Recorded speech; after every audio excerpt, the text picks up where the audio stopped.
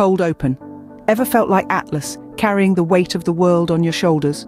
Well, here's your chance to get shoulder strength to match. First up, the standing dumbbell press. Stand tall, weights at shoulder height, and press upwards. Do 3 sets of 10 reps. Next, lateral raises.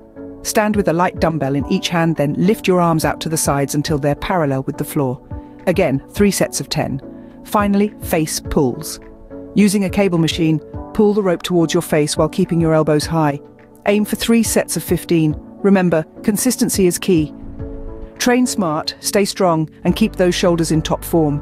Until next time, keep lifting. Before we move on to our next shoulder strengthening exercise, let's take a quick breather.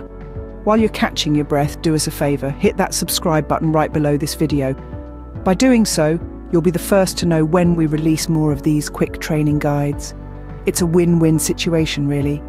You keep getting stronger, and we get to keep sharing our knowledge with you. So go ahead, click on subscribe, and let's continue this fitness journey together.